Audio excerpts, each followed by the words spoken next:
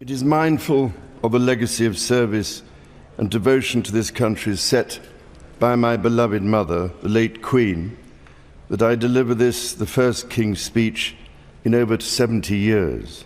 I am ready to return to the UK with my husband to support him, to honour Her Majesty's legacy and to remind our children where their story began. That single sentence reportedly opened a private, hand-signed letter from Meghan Markle to Princess Anne, dated December 21st, 2025, and it landed like a thunderclap inside royal circles. Just days before Christmas, the letter quietly arrived at Gatcombe Park, delivered by discreet couriers who asked no questions and left no paper trail. The stationery was thick, expensive, deliberate. The tone was restrained, mournful, and unusually diplomatic.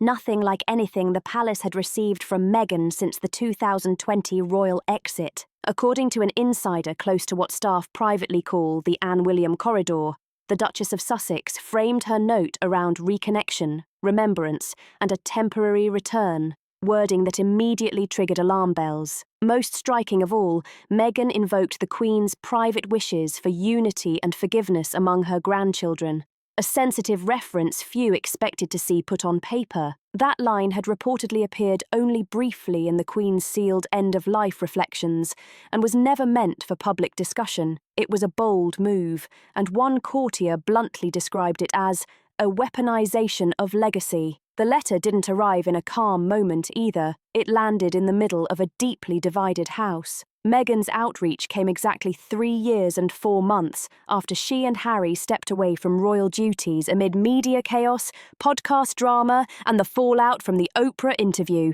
This time, though, there were no Netflix cameras lurking, no Spotify deal riding shotgun, just fading PR heat and a bank account insiders say is under strain from private security costs, legal fights, and the reality of life without royal backing. The timing raised eyebrows. December 21st marked both the Queen's final Christmas speech before her passing and what would have been her 100th televised address had she lived. Meghan dated the letter that very morning. Some royal aides whispered she was deliberately reframing herself, not as a defector, but as a grieving granddaughter-in-law. More telling still, she requested to return before the new year, citing a wish for Archie and Lilibet to quietly place flowers beside Gangan's portrait at Windsor. The request was wrapped in sentiment, but every word was measured. She signed off as Meghan, Duchess of Sussex, notably omitting the HRH styling. To some, that looked like humility.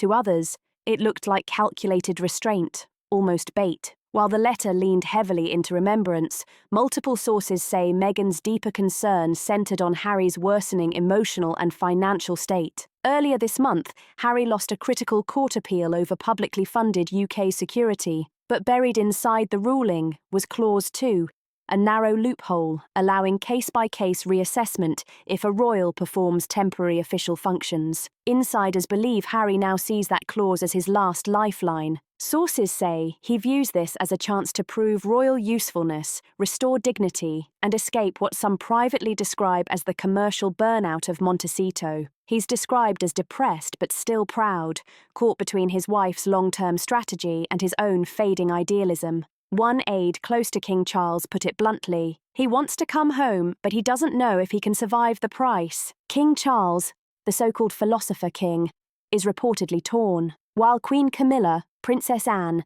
and Prince William remain firmly opposed to any Sussex reintegration. Charles has shown what one courtier called soft eyes for Harry, especially where family tradition is concerned. There's still a part of the king that believes Harry is redeemable, the insider said. But Meghan? Absolutely not. Princess Catherine is said to be emotionally conflicted as well. Known for her quiet strength and loyalty, she privately mourns the loss of the close-knit royal unity that once included Harry. But she also witnessed firsthand the fallout from the Oprah interview, the Netflix series, and the repeated subtle digs. She values family, one friend explained, but she values accountability too, and there's only so much public betrayal anyone can absorb. If Charles is torn, Princess Anne and Prince William are steel. The Princess Royal reportedly refused to respond directly to Meghan's letter, forwarding it instead to senior aides with a blunt note. The institution does not move backwards. William, meanwhile, has led what insiders call a quiet resistance since early December, working closely with Anne, Sophie, and Edward to reinforce procedural safeguards. Those safeguards include revising engagement rules, so any non-working royal must receive unanimous internal approval to attend remembrance events, especially if cameras or media are involved. Insiders say the move was designed to shut down any chance of a staged return, no matter how softly framed. In a carefully handled but revealing moment, Princess Charlotte reportedly voiced concern during a private family conversation, asking her parents, "If Harry comes back, will Archie and Lilibet come too?" Sources say it was a rare moment of raw emotion, shared quietly and without drama. Her words reportedly moved Catherine, but hardened William's resolve. "Charlotte sees cousins," one aide explained. "William sees a kingdom to protect." Meghan's letter didn't linger. Within hours, sealed copies circulated among King Charles, Camilla, William, Sophie, and Edward. The red-marked heading read, "Private Communication, Duchess of Sussex." At Clarence House, Charles reportedly read the letter 3 times in silence before placing it down and whispering, "She knows what she's doing." Though he remains the only senior royal with an emotional blind spot for Harry, even he could see the implications. Meghan wasn't just mourning the Queen. She was using the Queen's memory to stage a soft re-entry into the British fold, one that could later be framed as proof she tried to reconcile. Camilla's response was immediate and cold. "If you let her back even for a day," she reportedly warned, "she'll write it into a chapter." Though publicly silent, Queen Camilla has emerged as one of the strongest internal voices opposing Meghan's return. Sources say she personally urged William and Anne to tighten engagement rules so no accidental reunion could be spun by the press. Her concern wasn't just symbolic, it was legal. A royal insider revealed Camilla ordered a review of a clause in Elizabeth II's sealed legacy directive, stating that only working royals may represent the crown in acts of remembrance unless granted written consent by the reigning monarch. That line, once ceremonial, could now become a hard barrier, even for remembrance events. If Meghan walks into Windsor with cameras behind her, she wins the narrative, one aide said flatly. So we lock every door before she reaches the gates. While the letter positioned Meghan as a grieving daughter-in-law and supportive wife, several observers believe it was groundwork for something bigger. Legal analysts now say the timing may be financially strategic. Under California law, marriages lasting 10 years can trigger indefinite spousal support rather than time-limited payments. Harry and Meghan's 10-year mark is still years away, but positioning often starts early. A former royal attorney explained, "At 9 years, support may be capped. At 10, the court can award long-term income, especially with claims of emotional or financial dependency." That context has reignited interest in a leaked Netflix audio clip from 2022, now resurfacing online, where Meghan is heard saying, "I've saved everything, every message, every conversation.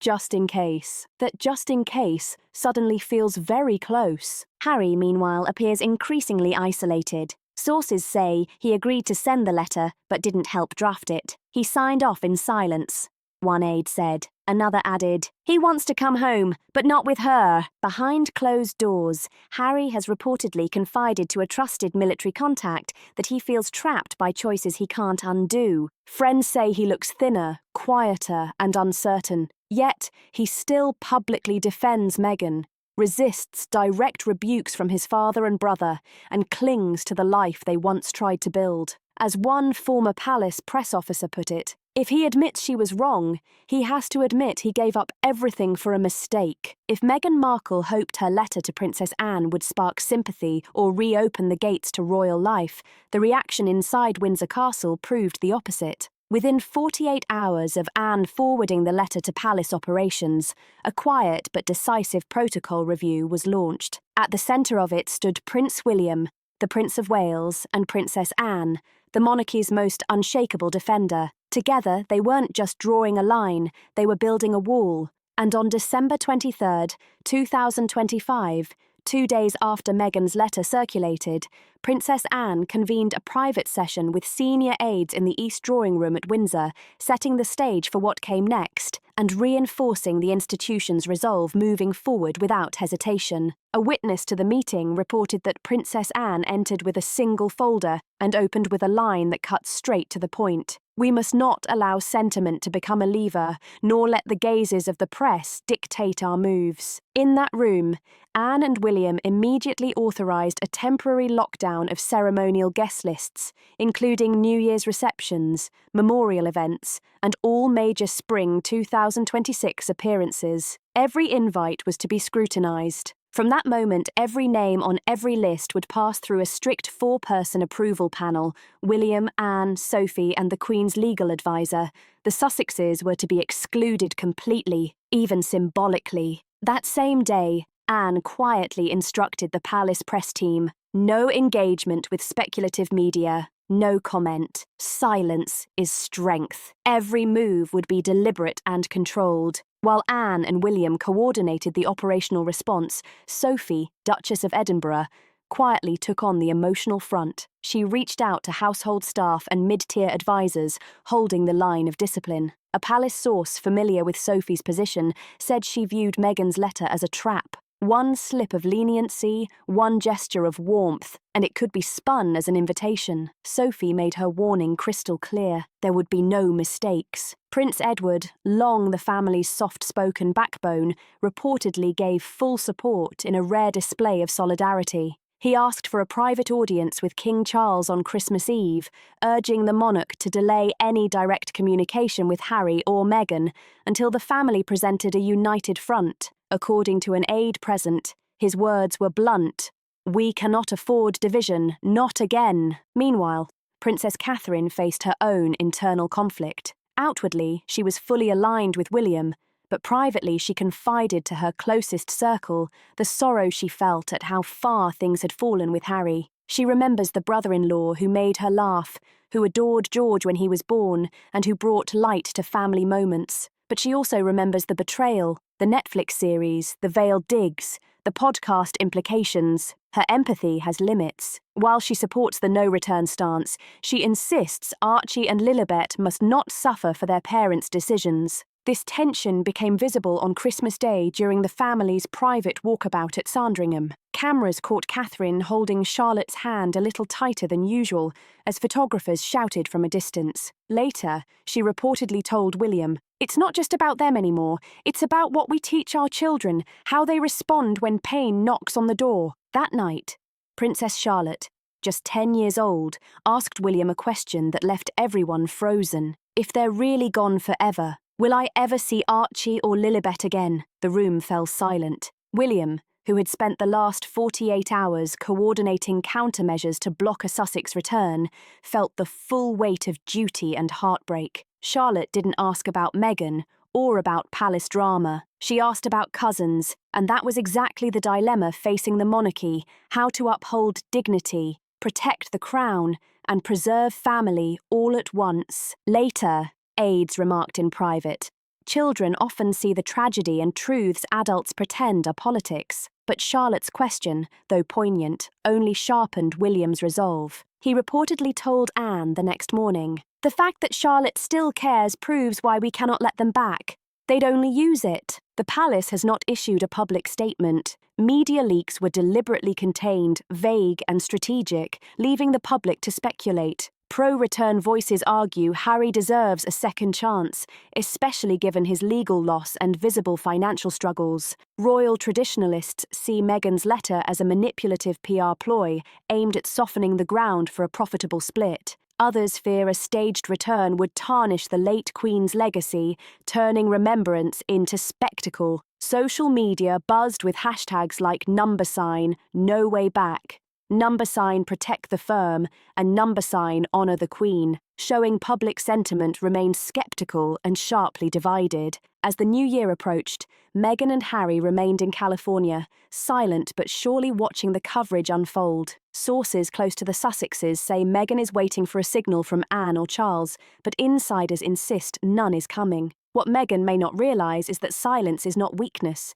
It is calculated strategy, legacy preservation, unbreakable unless someone inside the palace decides to intervene first. While Princess Anne's cold silence served as a definitive rebuke to Meghan's December letter, the Duchess of Sussex reportedly anticipated that outcome. According to senior media insiders in Los Angeles, the letter to Anne was only the opening move. A second letter, more emotional and more strategic, was sent to King Charles III on December 24th, just hours before his pre-recorded Christmas address aired. Unlike the first, which leaned on legacy and remembrance, this new letter was intensely personal. Meghan reportedly opened it with repeated references to Queen Elizabeth's dying wish for reconciliation, a phrase she varied 3 times. She positioned Harry as a son longing for guidance, a father trying to rebuild, and a man shaped by grief but worthy of restoration. Sources describe Meghan's tone as protective yet persuasive. "I know the cost of what we walked away from, but I also know the cost of pride. Please, don't let legacy divide instead of heal." The emotional heart of the letter drew on Harry's sleepless nights and the claim that their children ask about Gan almost daily. She ended with a carefully crafted appeal. Let this be the beginning of something quieter, more honest, more centered on family. We don't need titles. We only ask for warmth. Royal analysts, however, weren't fooled. One former Buckingham Palace staffer explained, "This is not a letter. It's an exhibit, a document that can later be used to prove, see, I tried." The move was legally protective, emotionally strategic, and perfectly timed. Within hours of the second letter's reported delivery, subtle yet telling maneuvers began in Meghan's PR ecosystem. A former Netflix producer connected to RQL teased cryptic tweets about unfinished stories and misunderstood legacies. Spotify insiders confirmed her podcast deal's 6-month non-compete had quietly expired, opening the door for new media initiatives. A Vanity Fair contributor hinted Meghan was considering a deeply personal memoir, redemptive, reflective, and narrative-driven rather than scandal-focused. The strategy was clear.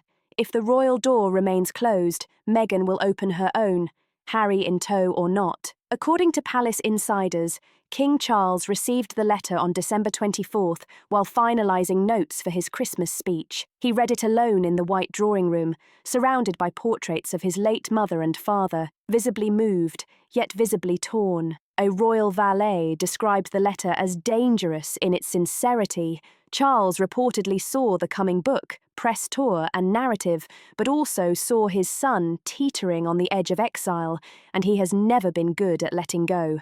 Despite Charles's inner conflict, the rest of the institution is not waiting. As of December 26th, the Privy Council has begun reviewing revisions to the Succession Representation Guidelines, a little-known framework defining who may act on behalf of the Crown in specific capacities. The proposed revisions, championed by Princess Anne and Prince Edward, would officially exclude non-working royals and their spouses from attending memorial events in an official capacity, speaking for the Crown, or using royal properties and emblems for public appearances. While Harry remains technically in the line of succession, this framework would effectively sever his functional participation in royal business permanently. This is not symbolic, it is constitutional containment. Queen Camilla, true to her reputation, has said little publicly, but her actions speak loudly. On the evening of December 25th, she hosted a private dinner at Highgrove House, attended by Princess Anne, Prince William,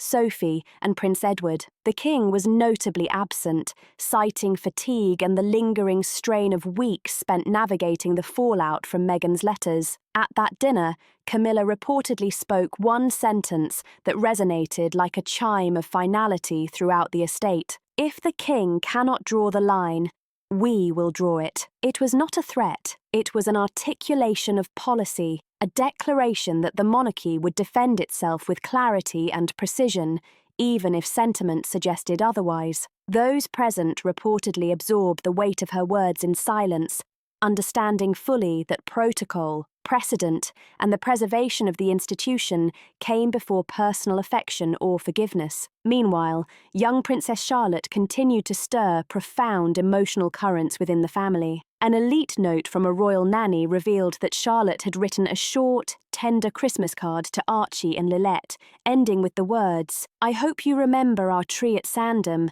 I still hang the ornament you made." When Catherine discovered the note, she folded it gently, placed it in a keepsake box, and later told William, "They'll come back one day, but they must come back to the truth, not the lie." That quietly spoken line has since circulated among senior royal aides, who describe it as the moral centre of the entire standoff, a reminder of the personal stakes hidden beneath the layers of protocol and strategic manoeuvring. As 2025 draws to a close, the royal family stands split, not by scandal, but by interpretation. Torn between forgiveness and precedent, guided by empathy, yet bound by logic, they are protectors of protocol and guardians of institutional memory. Sophie and Edward remain loyal enforcers of calm strategy, while Charlotte, emotionally astute beyond her years, serves as a compass, guiding those around her toward humanity amidst a web of rules and restrictions. Across the ocean,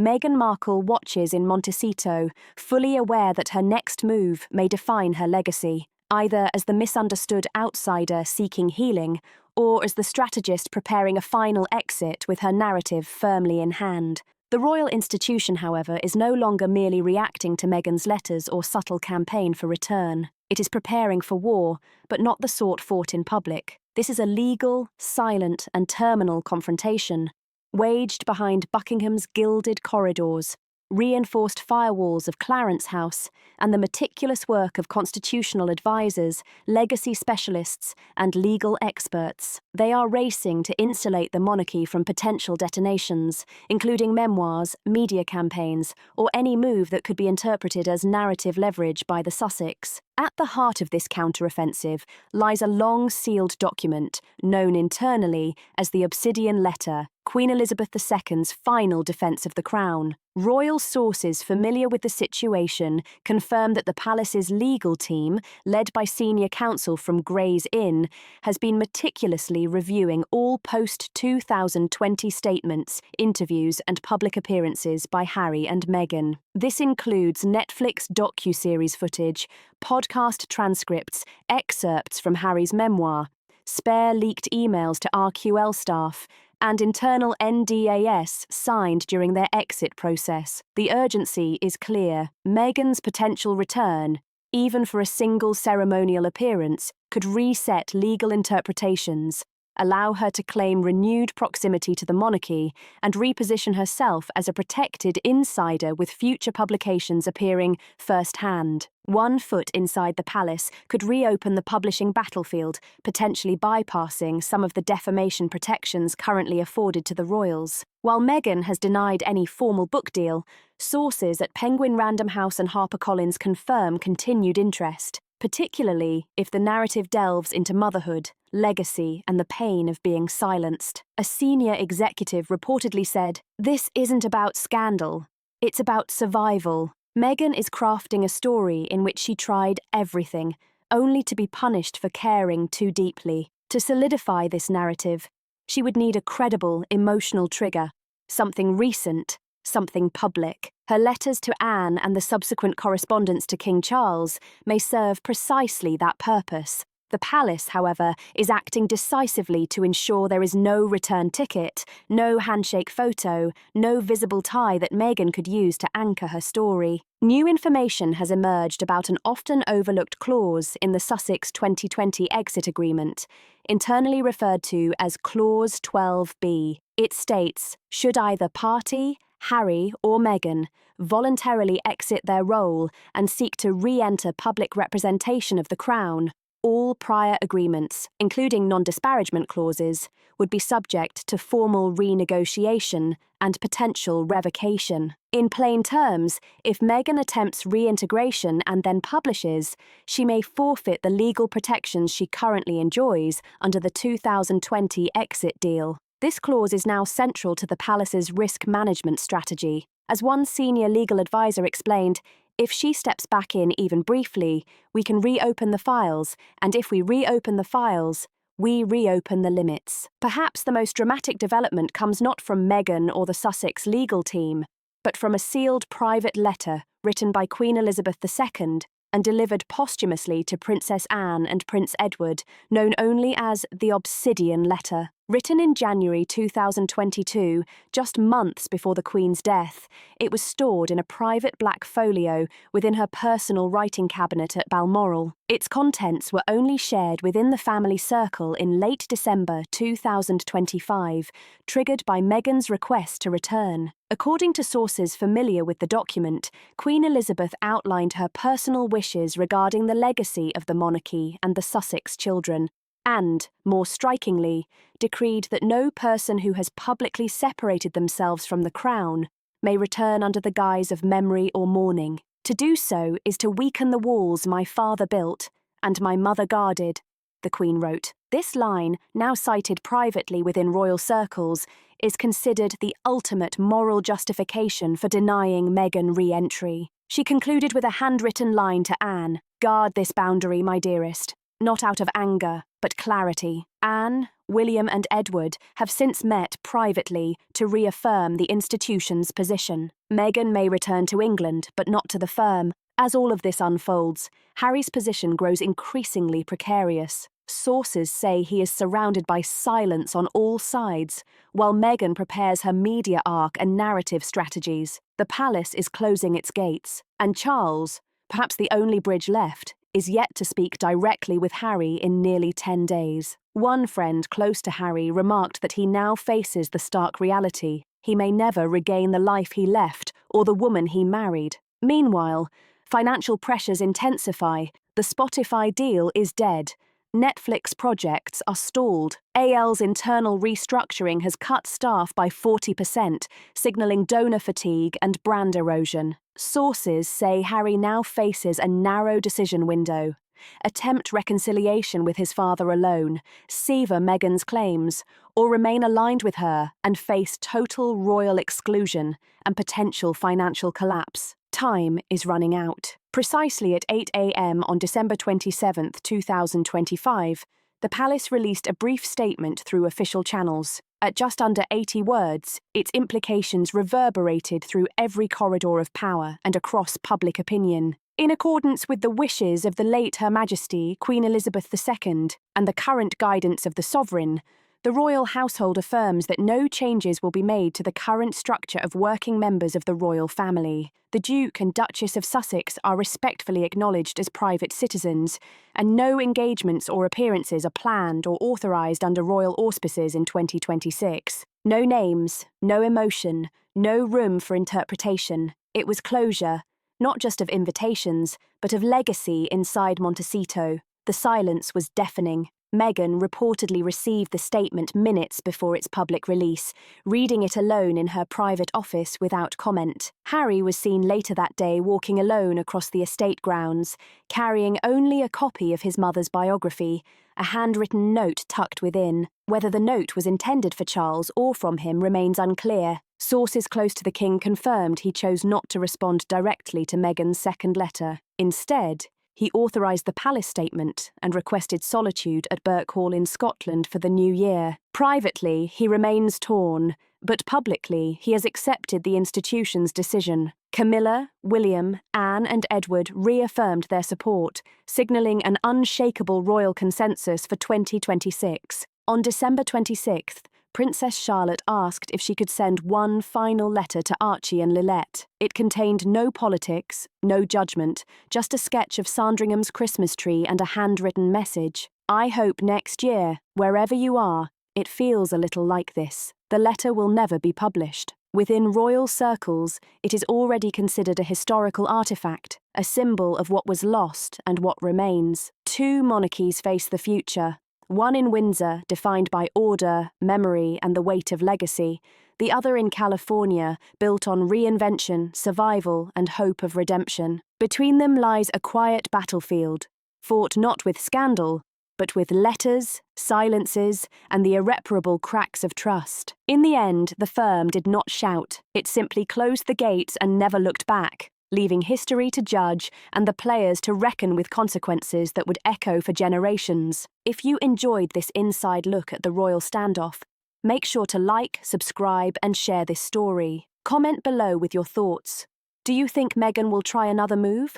Or has the palace finally drawn the line for good? Stay tuned for more updates on this unfolding saga.